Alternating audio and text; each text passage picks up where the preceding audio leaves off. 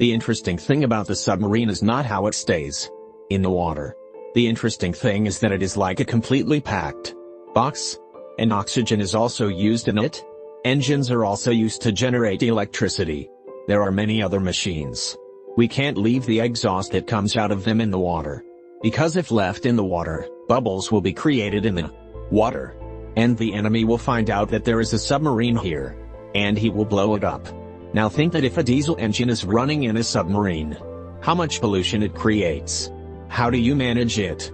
Everything is inside this closed box, and you don't have to do any such activity with water outside, which causes turbulence in the water. The propellers that are attached to the back to move this submarine forward. They are also designed in such a way that when this submarine moves forward, so it doesn't create bubbles in the water, it moves forward in the water silently. And the interesting thing is that all the Navy submarines, they don't have any glass or any window inside, so that they can see the ocean outside. It is completely packed like a box. How deep can a submarine go in the water? If a submarine is sinking, what happens to the crew members in it? What is the communication system in these? We will know the answers to all these questions in this video. Let's take each fact about this submarine and solve them and move forward. The first fact is, how does a submarine go in water? There are big ships in the ocean outside the submarine. They don't sink. They walk on the surface with so much weight. So how does this submarine sink in water? First, let's understand that in simple language. There are 3 tanks in this submarine. One in the middle, one in the front, and one in the rear. When this submarine has to go down in water, then the water is filled in the middle tank. So the density of the submarine will be more than the density of the water, and the submarine will easily go in the water. And the tanks in the front and rear come to work to balance the submarine. Like if the submarine has to go under the water, then the water will be filled in the front tank and emptied in the rear tank. So its face will go down and will keep moving down. And when the submarine has to come to the surface, then the water in the middle tank is emptied, and compressed air is filled in it, which makes the submarine lighter and comes to the surface. You can see the names of these 3 tanks here. In technical language, the middle tank is called the ballast tank, and the tanks in the front and rear are called the rear trim and forward trim tank. Let's move on to fact number 2, which is very interesting. How deep can a submarine go in water? See, how deep can a submarine go? No Navy in the country tells anything about it, because this is its hidden quality. When a submarine has to attack someone, then it is better that the enemy does not know much about where it is in the water. But the interesting thing here is that if we divide the ocean according to depth, then this is the area of the submarine. In which area will this submarine work? And from which area will it attack? Test depth is the area in which the submarine performs its normal operation in normal conditions. After this, if we go to the depth, then comes the operating depth. In this area, the submarine can perform its operations well. When there is a war, the submarine is operated from this area. In a way, it can be said that the capacity of the submarine to go into the depth of the water. In this operating depth, this submarine works properly, can perform its full operation well. But if the submarine goes further into the depth of the water, then this area is called the cross depth. Anything can happen with the submarine here, because now the submarine is in the condition of drowning. And in such a depth, the pressure of the water on the submarine will be so high that it cannot tolerate this pressure, because the whole ocean is pressurizing this submarine with water. We also know the fact number 3 at this point. What will happen to the crew member team inside the submarine? And the submarine in this depth? When the submarine goes into the deep, that is, in the cross depth, then the pressure of the water will break this submarine into pieces in the same way. The way we hold a balloon and break it. When the submarine crosses its boundary and goes down, then the crew member team working in this will not be able to tolerate this pressure, and their lungs and heart will fail. And because of this pressure, there will be a huge explosion in this submarine. And it will be so broken that if someone comes to find it, he will not get anything. So this is how the submarine works, by staying in its area. And how deep can it actually go? No one has any confirmed data about this. Only the Navy has it. Now let's talk about fact number 4. In this fact, we will know that when it is packed like a box, So how does the engine work in it?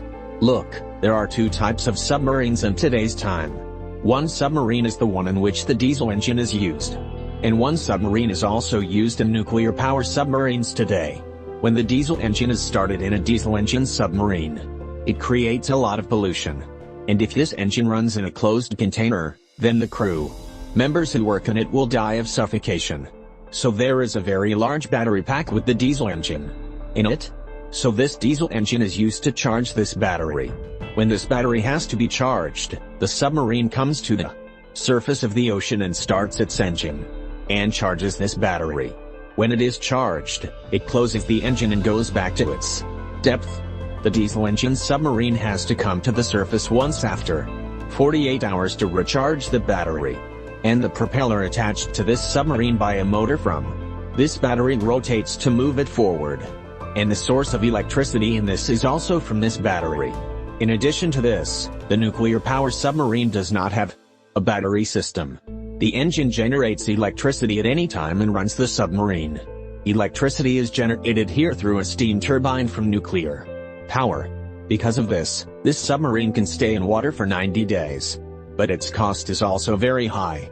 The cost of a nuclear power submarine is equal to that of 4 diesel engine submarines. And along with that, the nuclear power engine continues to run. So it makes a lot of noise in the water. But both engines have their own advantages and disadvantages. A technology has been developed to recharge the diesel engine battery in water, called Sunwirkle. When the submarine is in the water, the engine exhaust is left on the surface of the ocean through a pipe with the help of this Sunwirkle. But they also have a disadvantage that someone may find out that there is a submarine here. The water in the submarine is made drinkable by the distillation process, and oxygen is extracted from the ocean water and used here for the survival of the crew members. Rest, time to time, the submarine has to come to the surface to maintain its oxygen and recharge the battery. And in water, they cannot leave all of them for security purposes. Fact number 5, how does the submarine's communication system work? The GPS system does not work in water, so the submarine uses a sonar, sound and navigation and ranging system. This device leaves the sound wave in the water, and when another ship or submarine comes in its area, this sound wave collides with the device in front and comes back to it. It detects that there is a device here. But when the submarine has to contact the surface, this is the 0 hours, 7 minutes, and 51 seconds, 131 0 hours, 7 minutes, and 51 seconds, 760. Biggest problem. Because the radio wave does not work in water, so the GPS system does not work. And even today, when the submarine is in the depth of water, it uses a very low frequency system to contact the Earth. In the past, the submarine had to come to the surface to contact. But if today the submarine comes to the surface, what will it mean? So a very low frequency signal is generated from the submarine. And to receive it, it has to install very large antennas on the Earth. Still, their efficiency is very low, no clear signal is received. Because the wavelength of the very low frequency is fine, but the disturbance of the environment in it is mixed with it. And this frequency is lost, so its efficiency is very low. But still, to contact the surface, the submarine comes in the depth of water, but also brings its antenna up to 10 meters deep in the water. And then it generates a signal and communication is done. And let me tell you that the system to contact the submarine is only in a few countries, including the USA, China, Russia, and India. Fact number 6. Now when this submarine is completely packed like a box, how do you see it when you have to look outside? For that, there is a periscope lens inside this submarine that can see up to 360 degrees. And today, due to the latest technology, it can see well at night. It can see the object by enlarging it. So basically, the periscope lens is the only thing that can see outside the submarine, and this lens is attached to the submarine. Whatever the communication system of the submarine is, it is on the submarine. Fact number 7. Now how will you know where to go in the water, where to stop? Because there is nothing to see outside. See, there is a navigation system in the ocean too. When this submarine is near the surface, it uses its antenna to find its position through the satellite. But as I said, GPS does not work in water, so the navigation system of the ocean that works in water is called IGS. That is Inertial Guidance System. It is very accurate and this system can be used for navigation. With the help of these sensors, the computer calculates and represents us in digital form. The where is our actual position, which side are we going, moving, forward or backward. The angle of the submarine is known from this IGS. In the system, there are many sensors like accelerometer, gyroscope. Fact number 8. What is the speed of the submarine?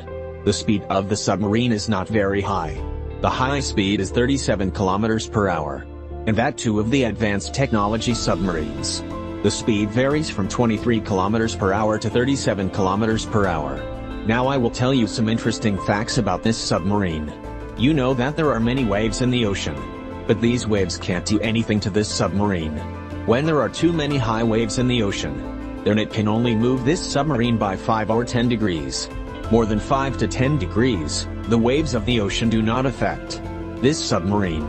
When the submarine has to take a turn in the water, then fins are also attached to it. Like I told in the airplane video. In that type of submarine, elevators and rudders are attached to the back to take a turn in the water. The submarine has advanced technology weapons. Like I just talked about the BrahMos missile in one video. Then the BrahMos missile can also be launched from the submarine. There are also nuclear weapons in it. Many more weapons can be launched from this submarine. Only 4 or 5 countries have their own submarines, including India. When there is a war, the weapons of the submarine play a very important role, because they are hidden in a way the enemy does not know when and where to attack. There are many types of submarines. There is an attack submarine that attacks the enemy at a short distance. There is a ballistic submarine that attacks from a long distance.